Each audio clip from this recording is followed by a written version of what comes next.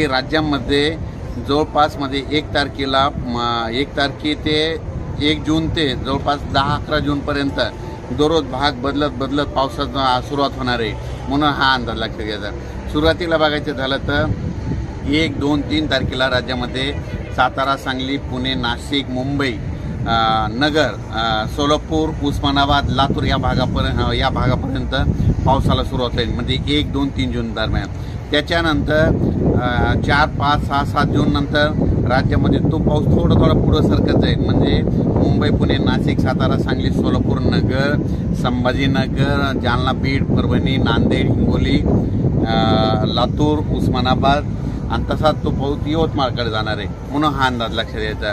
त्याच्यानंतर 5, 6, 7 जूनच्या दरम्यानमध्ये तो पाऊस परत आणखीन पुढं, म्हणजे सातारा, सांगली, सोलापूर, पुणे, नाशिक, मुंबई, तसेच नगर, पुणे, औरंगाबाद, त्याच्यानंतर बीड, परभणी, लातूर, हिंगोली, वाशिम, नांदेड आणि त्याच्यानंतर बुलढाण्यापर्यंत 7 तारखेपर्यंत तो पाऊस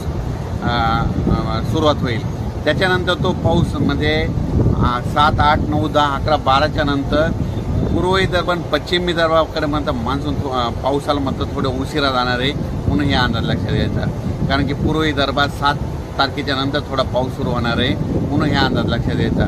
एकंदरीत परिस्थिती बघायची झाली तर राज्यामध्ये मान्सून म्हणजे केरळमध्ये मान्सूनला 31 आणि 1 तारखेला चांगलं पोषक वातावरण तयार झालेलं आहे आणि पोषक वातावरण राहील, त्याच्यामुळं आपल्या इकडं पाऊस चांगल्या तऱ्हेने पडणार आहे म्हणून हा अंदाज